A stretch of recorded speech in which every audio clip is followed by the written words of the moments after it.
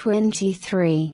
"You are very young, Mary Ellen," he said softly. "You are nothing but a chicken with a broken shell still around you. Women like you have no need to cry over a man met once or twice, and a first kiss is not a thing to be remembered. You will forget your friend with his stolen horse very soon. Come now, dry your eyes, you are not the first to cry over a lost lover." He treated her problem lightly. She wondered why he had not used the words of comfort expected from a priest. She remembered that last tried with him, when he had whipped his horse into a fever of speed, and how he had bent forward in his seat and had whispered under his breath words she had not understood. Again, she felt something of the same discomfort, which she connected with his strange hair and eyes, as though his unusual appearance cut him off from the rest of the world. "So I was right in my guess, and all has been quiet at Jamaica Inn?" he said after a while. Immediately she remembered the full story of the past week, and the new knowledge that had come to her. "Mr. Davy," she whispered, "have you ever heard of Reggers?" It was too dark to see his face, but she heard him swallow. "My uncle is one of them. He told me so himself." Still her companion made no reply, and she went on in a whisper. "They are in it, every one of them. From the coast to the river bank, all those men I saw that first Saturday in the bar at the inn, the sailors, the thieves, the peddler with the broken teeth. They've murdered women and children with their own hands, they've held them underwater, they've killed them with rocks and stones. Those are death wagons that travel the road by night. And the goods they carry are from wrecked ships, bought at the price of blood. And that's why my uncle is feared and hated by the people in the houses and farms, and why all doors are barred against him, and why the coaches drive past the inn in a cloud of dust. They suspect what they cannot prove. There, Mr. Davy, now you know the truth about Jamaica Inn. So the landlord talks when he has had too much drink?" he said, and it seemed to Mary that his voice lacked something of its usual gentle quality, but when she looked up at him his eyes looking back at her were as cold and expressionless as always. "He talks, yes. That's how I know. And perhaps that's why I've stopped trusting people, God and even myself, and why I acted like a fool today in Launceston." The wind had increased in force. The carriage shook. There was no shelter now, the moor on either side was empty, and the clouds flew fast over the land. There was a salty wet smell to the wind that had come from the sea 15 miles away. Francis Davy leant forward in his seat. "We are coming to the turning that leads to Algernon. The driver is going on to Bodmin and will take you to Jamaica Inn. I shall leave you at the turning and walk down to the village." "Am I the only man to know your secret, or do I share it with the landlord's brother?" "Jim Merlin knows," she said. "We spoke of it this morning." He said little, though, and I know that he is not friendly with my uncle. Anyway, it doesn't matter now. Jim is going to prison for another crime. And suppose he could save himself by telling about his brother, what then, Mary Ellen? There's a thought for you.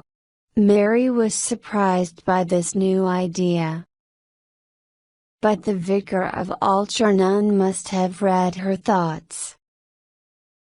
That would be a relief to you and to him, no doubt, if he had never helped with the wrecking. But there is always the doubt, isn't there? And neither you nor I knows the answer. A guilty man does not usually tie the rope round his own neck. Mary made a helpless movement with her hands, and he laid his hand on her knee. I will tell you one thing to comfort you. A week from now will bring the new year. The false lights have burnt for the last time, and there will be no more wrecks. I don't understand you. How do you know this, and what has the new year to do with it? He called the driver to stop the horse. I am returning tonight from a meeting in Launceston. Those of us present were informed that at last the government is prepared to guard the coast. There will be watchers on the cliffs, and the paths now known only to men like your uncle and his companions will be followed by officers of the law. There will be a chain across England, Mary, that will be very hard to break. Now do you understand? He opened the door of the carriage and stepped out into the road. Your troubles are over. Tomorrow is Christmas Day, and the bells at Algernon will be ringing for peace. I shall think of you. He waved his hand to the driver, and the carriage went on without him. There were still 3 miles to go, and those miles were the wildest of all. She sat in the corner of the carriage. Through the open window, traveling down on the wind, she heard a shot, and a distant shout and a cry. The voices of men came out of the darkness. She leaned out of the window. The road rose steeply from the valley, and there in the distance were the tall chimneys of Jamaica Inn. Down the road came a company of men, led by one who carried a light before him as he ran. Another shot sounded, and the driver of the carriage slipped over in his seat and fell. The horse went towards the edge of the road like a blind thing. The carriage swung wildly, then was still. Somebody laughed, there was a whistle and a cry. A face appeared at the carriage window, wild hair above the reddened eyes. The lips were parted to show white teeth. One hand held a light, the other a smoking gun. They were long, thin hands, things of beauty and sensitivity, though the rounded nails were dirty. Joss Merlin laughed, then he pulled her out beside him on the road, holding the light above his head so that all could see her. There were 10 or 12 of them standing in the road, with torn and dirty clothes, half of them as much the worse for drink as their leader, wild eyes rolling in their bearded faces, 1 or 2 hand guns in their hands, or were armed with broken bottles, knives and stones. Harry the peddler stood holding the horse's head, while face down on the road lay the driver of the carriage, his arm bent under him, his body still. When they saw who she was, a shout of laughter broke from the men, and the peddler put 2 fingers to his mouth and whistled. The landlord seized her loose hair in his hand and twisted it like a rope. "So it's you, is it? You've chosen to come back again?" Mary said nothing. She looked from one to the other of the men in the crowd and they pushed in on her, laughing, pointing to her wet clothes and shouting insults. "So you can't talk?" cried her uncle, and hit her across the face with the back of his hand.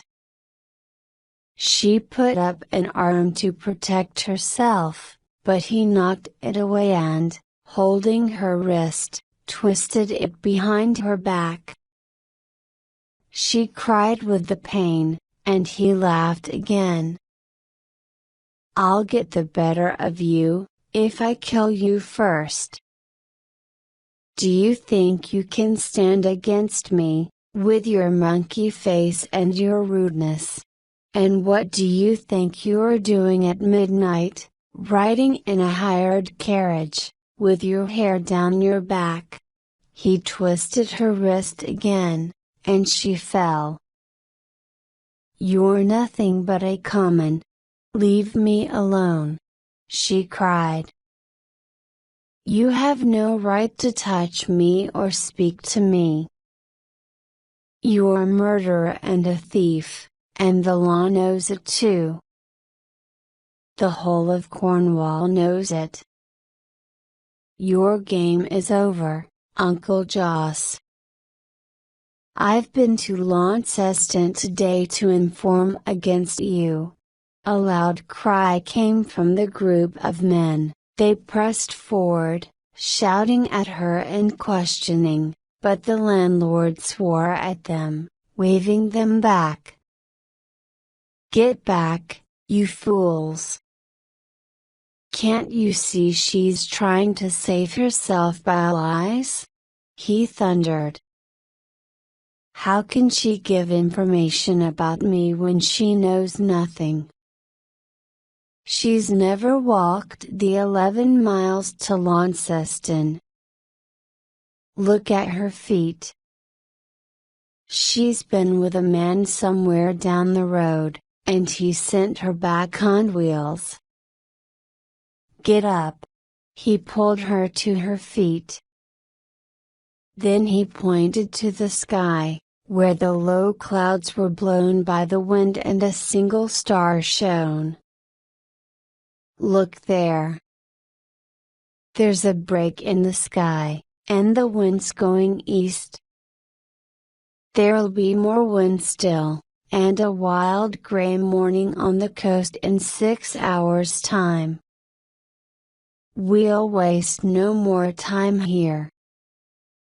Come on, you lazy devils, don't you want to feel gold and silver run through your hands? Who'll come with me?" A shout rose, and hands were raised in the air. One of the men burst into song, waving a bottle over his head. The peddler pulled at the horse. Jos Merlin stood for a moment, looking at Mary with a foolish smile, then he pulled her towards the carriage, threw her on the seat in the corner, and then, leaning out of the window, he shouted to the peddler to whip the horse up the hill. His cry was repeated by the men who ran beside him, and some of them jumped onto the step and held onto the empty driver's seat and hit the horse with sticks. The animal sped up the hill in its fear, dragging the carriage behind it. Jamaica Inn was all lit up. The doors and the windows were wide open. The landlord placed his hand over Mary's mouth and forced her back against the side of the carriage. "You'd inform against me, would you? You'd run to the law, and have me swinging on a rope's end? All right then. You shall stand on the shore, Mary, and you shall watch for the daylight and the coming in of the tide. You know what that means, don't you? You know where I'm going to take you? You think you're not afraid of me, don't you? You hate me, with your pretty white face and your monkey eyes. Yes, I'm drunk. Tonight we shall all ride together proudly, perhaps for the last time. And you shall come with us, Mary, to the coast." He turned away from her, shouting to his companions, and the horse, frightened by his cry, moved even faster. The lights of Jamaica disappeared into the darkness. Chapter 10. It was a terrible journey of 2 hours or more to the coast, and Mary, hurt and shaken by her rough treatment, lay in the corner of the carriage, caring little about what happened to her. A sudden stillness, and the cold air blowing on her face through the open carriage window, brought her back to the world. She was alone. The men had gone, taking their light with them. The carriage had been stopped in a narrow valley with high banks on either side, and the horse had been taken away. The valley appeared to slope down sharply, the track becoming rough and broken, but Mary could see only for a few yards. She tried the handle of the carriage door, but it was locked. Then she listened. Carried up towards her on the wind came the sound of the sea. The valley clearly led down to the shore. Mary trembled. Somewhere in the darkness below, her uncle and his companions were waiting for the tide. Mary considered the size of the window. The door was locked, she knew, but she might force her body through the narrow window frame. She struggled and pushed, and then finally she lost her balance and fell to the ground below. The drop was nothing, but the fall shook her and she felt blood run down her side where the window had caught her. She gave herself a moment to rest, and then she dragged herself to her feet and began to move uncertainly along the track, in the dark shelter of the bank. She had not yet formed a plan, but, with her back turned away from the sea, she would be putting distance between herself and the men. This track, leading upwards and to the left, would take her to the high ground above the beach. She felt her way along the path, sometimes almost falling on loose stones, her hair blowing into her eyes. Turning a sharp corner, she put up her hands to push back the loose curls from her eyes, and because of this, she did not see a man kneeling against the bank with his back towards her, his eyes watching the track ahead. She came against him, knocking the breath from his body, and he, taken by surprise, fell with her, crying out in fear and anger. They fought on the ground, her hands tearing at his face, but he was too strong for her. He leant on her, breathing heavily, and then he looked closely at her, showing broken yellow teeth. It was Harry the Peddler. He expected her to cry or struggle, but when she did neither, he moved his weight onto his arm and smiled at her in an ugly way. "Didn't expect to see me, did you? Thought I was down on the shore with the landlord and the rest. But now you're here, I'll make you very welcome." He was smiling still. She moved quickly, striking out at him, and hit him hard on the chin. In a second, she had struggled from under him and pulled herself to her feet. She searched for a stone to throw at him, but finding nothing but loose earth and sand, she scattered this in his face and eyes, so that he was blinded for a moment. Then she turned again, and began to run like a hunted thing up the twisting track, her mouth open, her hands outstretched, falling over the stones in the path, all sense of direction gone, her one idea to escape from Harry the Peddler. A wall of mist closed in on her, blocking out the distant line of bushes at which she had been aiming, and she stopped immediately, knowing the danger of low cloud, and how it might deceive her. Progress now was slow, but she knew that she was increasing the distance between herself and the peddler, which was the only thing that mattered. She had no idea of the time. It was 3, perhaps 4, in the morning, and the darkness would give no sign of breaking for many hours. Once more, the rain came down through the curtain of mist, and it seemed as if she could hear the sea roar on every side of her and there was no escape from it. The breaking waves, though she could not see them, were somewhere out in the darkness, and to her surprise it seemed that they were on a level with her, not beneath her. This meant that the track must have been only a few yards from the sea itself. The high banks had cut off the sound of the waves.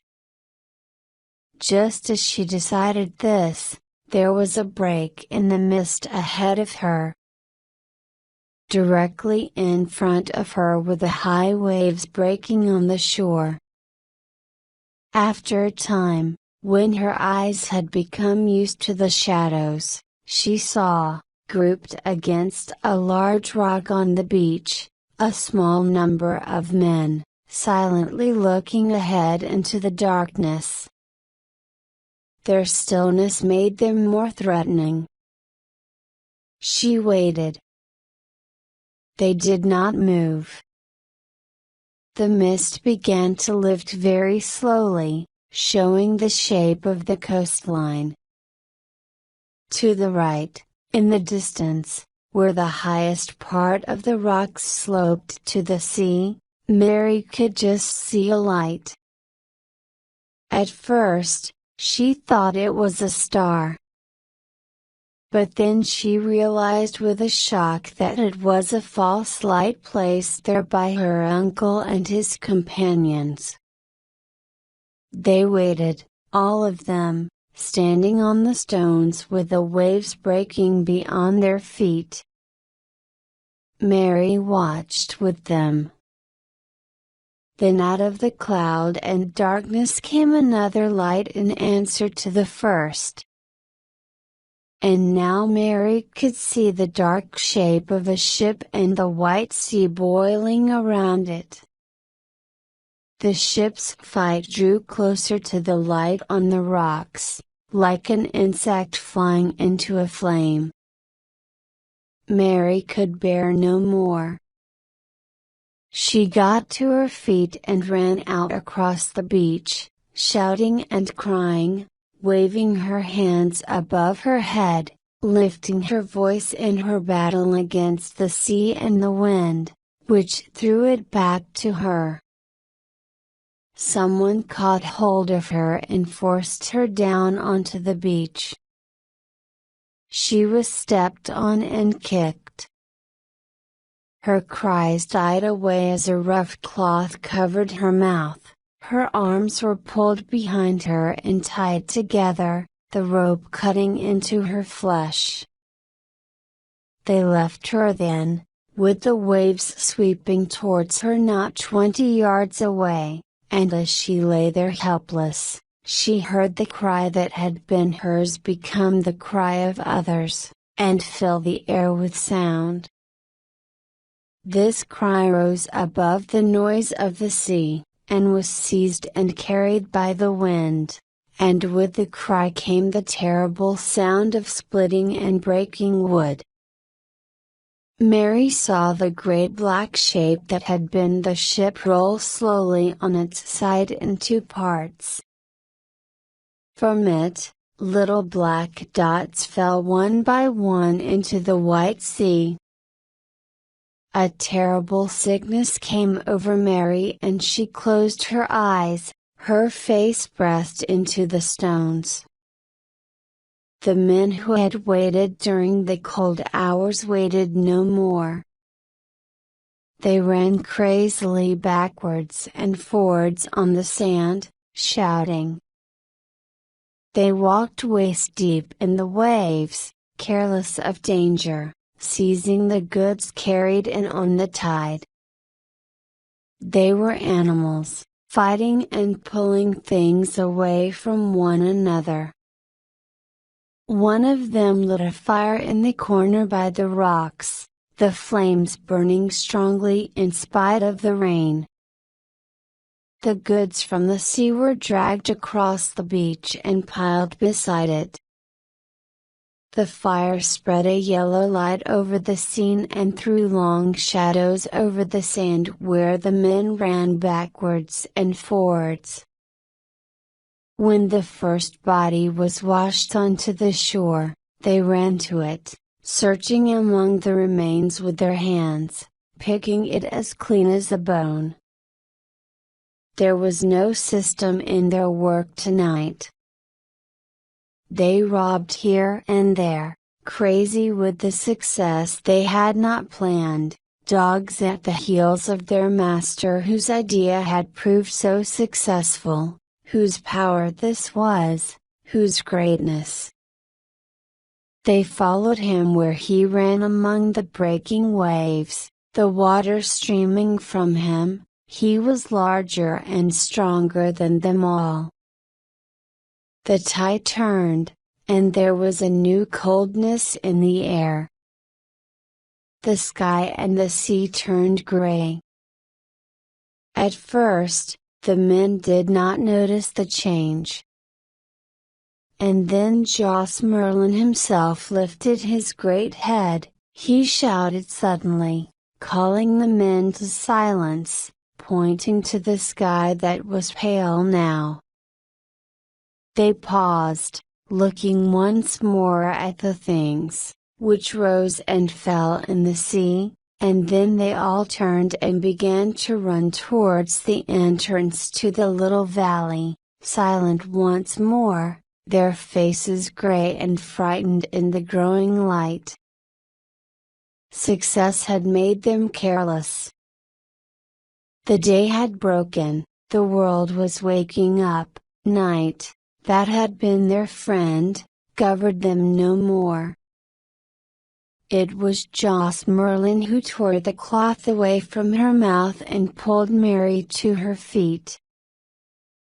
He threw her over his shoulder and ran across the beach to the entrance to the valley, and his companions, caught up already in fear, threw some of the goods they had seized from the sea on the backs of the horses tied up there. Their movements were feverish and fearful. The carriage, stuck in the bank halfway up the valley, could not be pulled out in spite of all their efforts.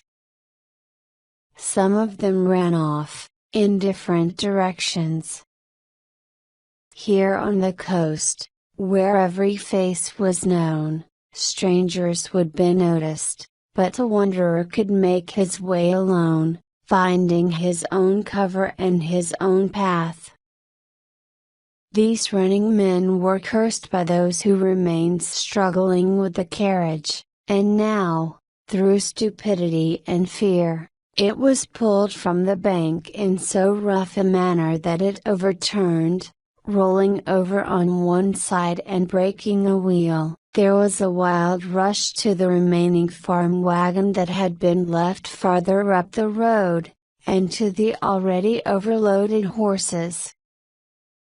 Someone, still obedient to the leader, set fire to the broken carriage, whose presence beside the track meant danger to them all. A terrible fight broke out between man and man for possession of the farm wagon that might yet carry them away to safety. Those who carried guns now had the advantage, and the landlord, with his remaining supporter Harry the peddler by his side, stood with his back to the wagon and shot into the crowd. This won the wagon for the landlord. The remaining men, frightened at the sight of the blood and the dying men, turned all at the same moment and scattered up the twisting track, anxious now to put a safe distance between themselves and their former leader. The landlord, leaned against the wagon holding the smoking, murderous gun, blood running freely from a cut beside his eye. Now that they were alone, he and the peddler wasted little time. The goods that had been brought up the valley they threw on the wagon with Mary next to them. The main store was still down on the sand and washed by the tide. They dared not risk collecting it, there was simply no time. The two men who had been shot lay in the road beside the wagon. Their bodies bore witness, and must be destroyed. It was Harry the peddler who dragged them to the fire. It was burning well, much of the carriage had disappeared already, though one red wheel stuck up above the blackened and broken wood. Joss Merlin led the remaining horses to the wagon, and without a word, the two men climbed in and whipped them into action.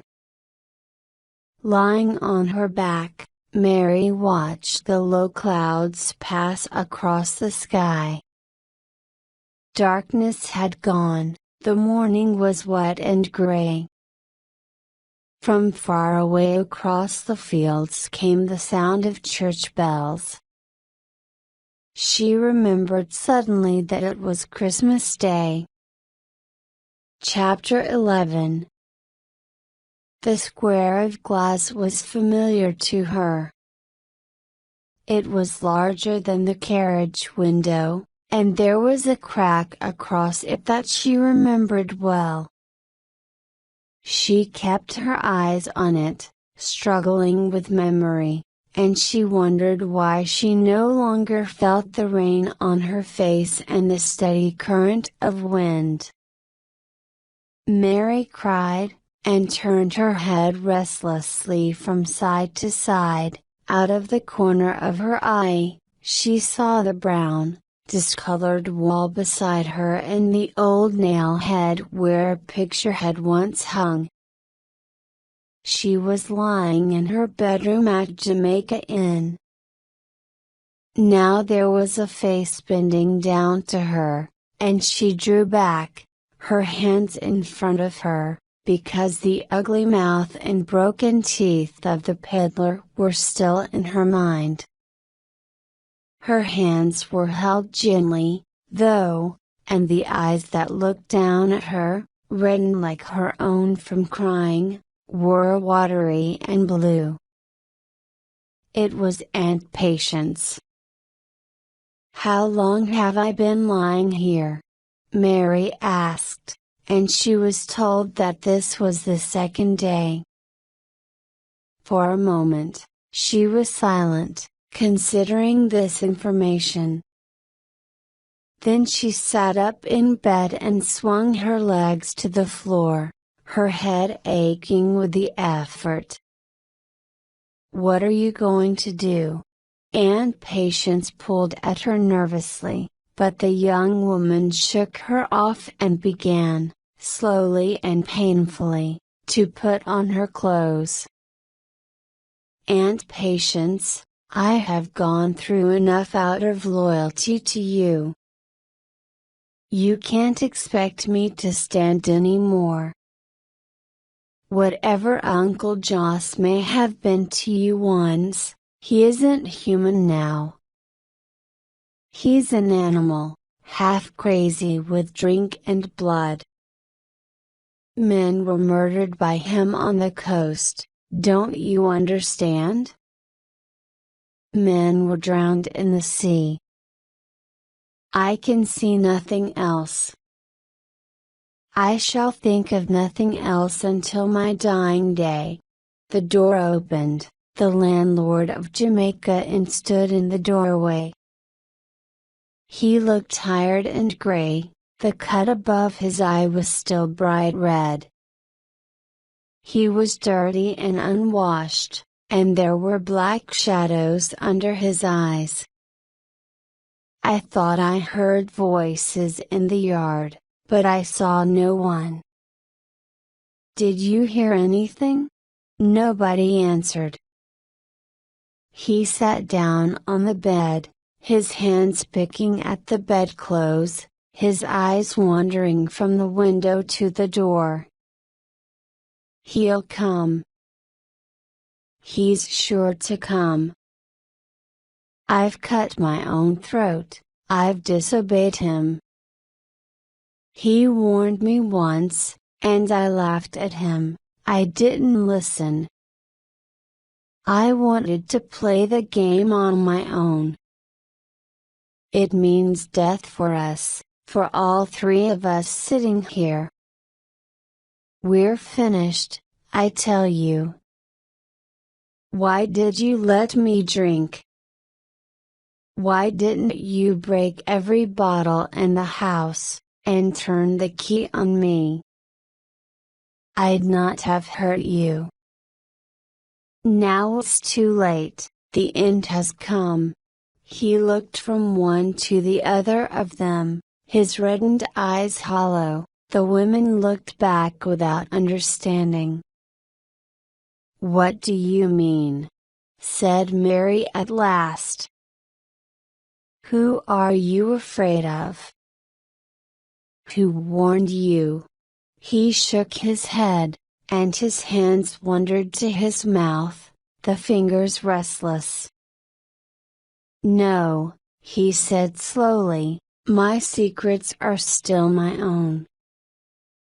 But I tell you one thing, and you're in it now as much as Patience there, we have enemies on either side of us now. We have the law on one hand, and on the other." He stopped himself, the old look beginning to return to his eyes once more. "You'd like to know, wouldn't you? You'd like to run out of the house with the name on your lips. You'd like to see me hanged. All right, I don't blame you for it. But I saved you too, didn't I? Nobody touched you last night except myself, and I've not spoilt your pretty face. Let's get out of here. This room smells of decay." They followed him without a word. He led the way to the kitchen, where the door was locked and the window barred. The landlord pulled the wooden shutters close too. Then he turned and faced the women. "We've got to think out a plan. We've been sitting here for nearly 2 days now, like rats in a trap. And I've had enough, I tell you. I never could play that sort of game." His wife crept over to him and touched him on the arm, passing her tongue over her lips. "Well, what is it?" he said wildly. "Why can't we creep away now, before it's too late? We'd be in Launceston and then out of the area in a few hours. We could travel by night. We could head east where we'd be safe." "You fool!" he shouted. "Don't you realize that there are people on the road between here and Launceston who think I'm the devil himself, who are only waiting for their chance to charge me with every crime in Cornwall? Everybody round here knows by now what happened on the coast on Christmas Eve, and if they see us running away they'll have the proof. Don't you think I've wanted to get away and save myself? No, we've got one chance, one single chance in a million. We've got to lie quiet. If we stay here at Jamaica and it may confuse them. They've got to look for proof. They've got to get sworn proof before they lay hands on us. Oh, yes, the ship's there with her back broken on the rocks, and piles of things lying on the sand ready to take away. They'll find 2 burnt bodies, and a pile of ashes. Many of us will be suspected, but where's the proof? Answer me that. I was here that night with my family. You've forgotten one thing, haven't you?" said Mary. "No, my dear, I have not. The driver of that carriage was shot not a quarter of a mile down the road outside. You were hoping we'd left the body there, weren't you? The body traveled with us to the coast and it lies now, if I remember rightly, beneath a 10-foot bank of sand. Of course, someone is going to miss him. I'm prepared for that, but as they'll never find his carriage it does not matter much. Perhaps he was tired of his wife and has driven to Penzance. They can look for him there." He threw back his head and laughed, but his laugh was cut short in the middle, his mouth shut like a trap, his face as white as a sheet. "Listen," he whispered, "listen." They followed the direction of his eyes, which were fixed on the crack of light that came through the shutters. Something was knocking gently at the kitchen window. Knocking lightly, softly at the glass. There was no other sound in the kitchen except for the frightened breathing of Aunt Patience, whose hand crept along the table towards Mary. The landlord stood completely still for a moment. Then he bent forward until his fingers reached the gun that stood against the chair, never once taking his eyes from the shutters. He jumped forward, tearing the shutters open. A man stood outside the window, his face pressed against the glass, his broken teeth showing in a twisted smile. It was Harry the peddler. Joss Merlin swore, and threw open the window. "Come inside, can't you? Do you want to be shot, you fool? Unlock the door, Mary." She did so without a word. "Well, have you brought news?" asked the landlord. The peddler pointed over his shoulder. "The country's wild with anger, they're crazy for blood and justice. There'll only be one end to this storm, Joss, and you know the name for it, don't you?" He made a sign with his hands across his throat. "We've got to run," he said. "It's our only chance. The roads are poison, and Bodmin and Launceston worst of all. I'll keep to the moors. It'll take me longer, I know that, but what does that matter if you save yourself from hanging? So you'll give up, Harry, will you? Run like a beaten dog? Have they proved it was us? Tell me that. Or are you worried about your soul? Curse my soul, Joss, it's common sense I'm thinking of. This part of the country is dangerous, and I'll leave while I can. I've stayed by you, haven't I? I've come out here today, risking death, to give you warning.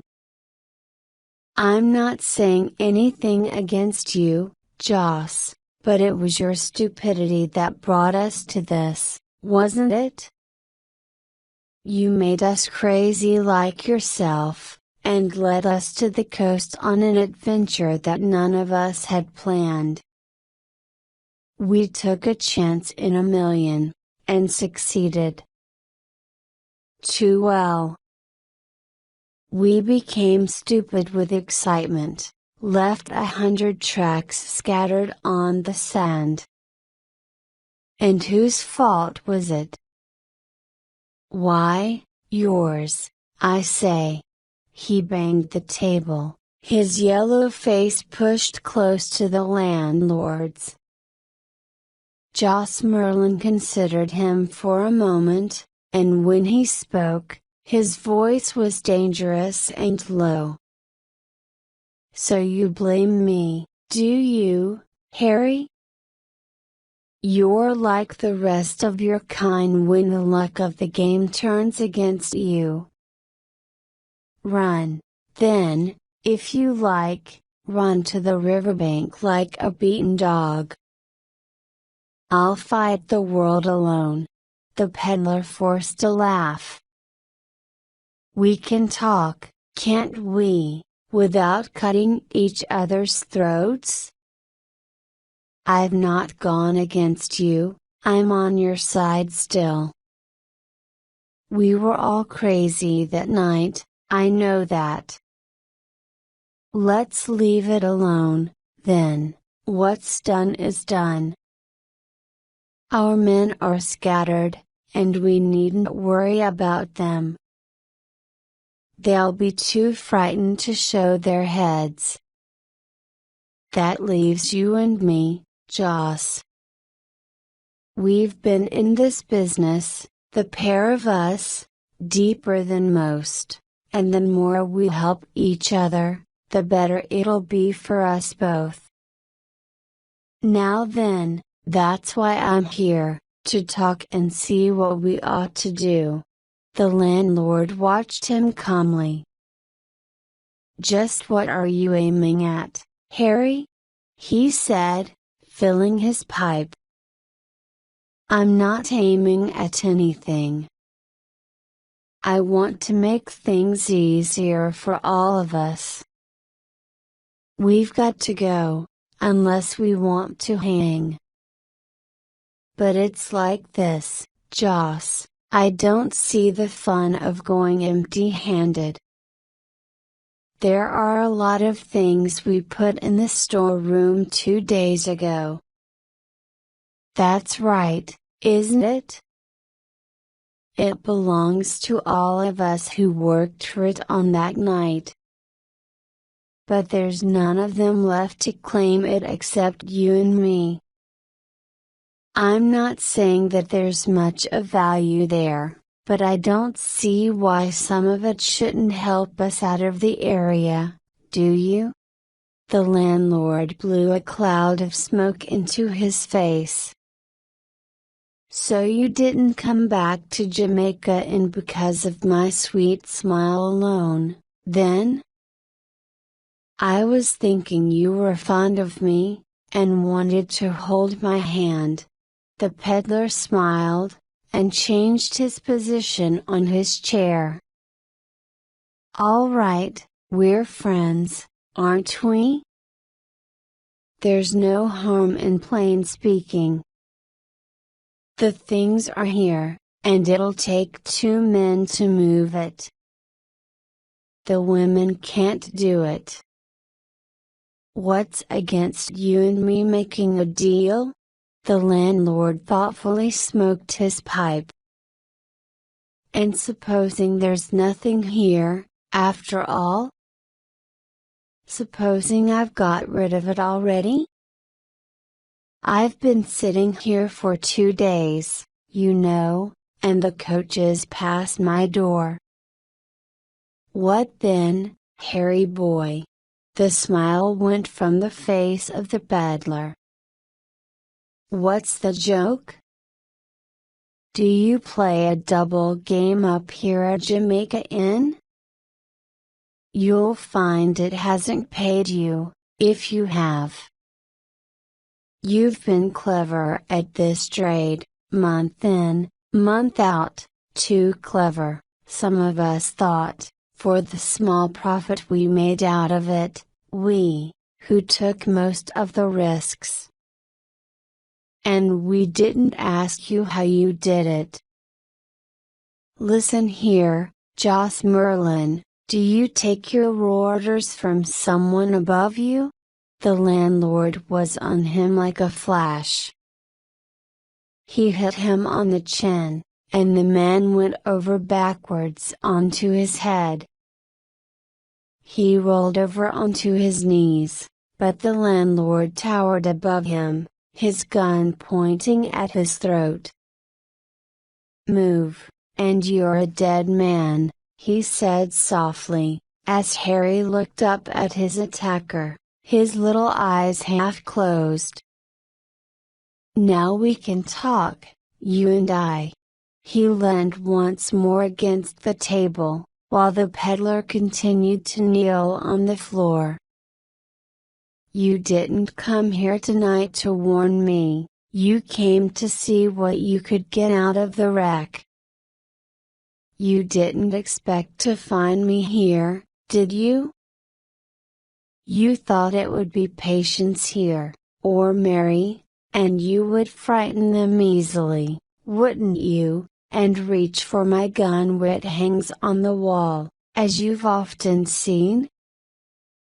You little rat, Harry, do you think I didn't see it in your eyes when I threw back the shutters and saw your face at the window?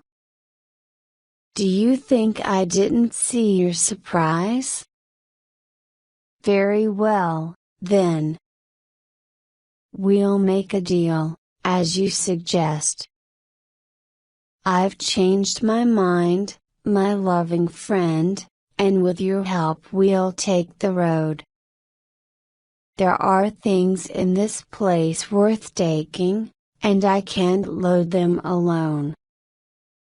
Tomorrow is Sunday, and a day of rest. Not even the wrecking of 50 ships will drag the people around here from their knees. There'll be prayers offered for poor sailors who suffer because of the devil's work, but they'll not go looking for the devil on a Sunday. 24 hours we have, Harry my boy, and tomorrow night when you've broken your back loading my property into the farm wagon and kissed me goodbye, why, then you can go down on your knees and thank Joss Merlin for letting you go free with your life." He raised his gun again, bringing it close to the man's throat. The peddler cried out, showing the whites of his eyes. The landlord laughed. "Come on," he said, "do you think I'm going to play with you all night? Open the kitchen door, and turn to the right, and walk down the passage until I tell you to stop. Your hands have been waiting to explore the goods brought from the shore, haven't they, Harry? You shall spend the night in the storeroom among them all." Pressing his gun into the peddler's back, he pushed him out of the kitchen and down the dark passage to the store. The door had been mended with new wood and was stronger than before. After he had turned the key on his friend, the landlord returned to the kitchen. "I thought Harry would turn soon," he said. "I've seen it coming in his eyes for weeks. He'll fight on the winning side, but he'll turn against you when your luck changes. He's jealous of me. They're all jealous of me. They knew I had brains, and they hated me for it. You'd better get your supper and go to bed. You've a long journey to make tomorrow night, and I warn you here and now it won't be an easy one." Mary looked at him across the table. Tired as she was, because all that she had seen and done weighed heavily on her, her mind was full of plans. Sometime, somehow, before tomorrow night, she must go to Algernon. Once there, her responsibility was over. Action would be taken by others. It would be hard for Aunt Patience, hard for herself at first, perhaps, but at least justice would win. It would be easy enough to clear her own name, and her aunt's. The thought of her uncle standing as he would with his hands tied behind him, powerless for the first time in forever, was something that gave her great pleasure. She dragged her eyes away from him. "I'll have no supper tonight," she said. He crossed into the hall as she climbed the stairs, and he followed her to the room over the front door. "Give me your key," he said, and she handed it to him without a word. He stayed for a moment, looking down at her, and then he bent low and laid his fingers on her mouth. "I like you, Mary. You've got spirit still, and courage, in spite of all the rough treatment I've given you. I've seen it in your eyes tonight. If I'd been a younger man I'd have fallen in love with you, and won you too, and ridden away with you. You know that, don't you?" He lowered his voice to a whisper. "There's danger for me ahead. Never mind the law. The whole of Cornwall can come running at my heels and I shall not care. It's other things I have to watch for, footsteps, Mary, that come in the night and go again, and a hand that is waiting to strike me down. "We'll put the river between us and Jamaica Inn," he said, and then he smiled, the curve of his mouth painfully familiar to her like something from her past. He shut the door on her, and turned the key. She went then to her bed, and sat on it. And she began to cry, softly and secretly, the tears tasting bitter as they fell on her hand.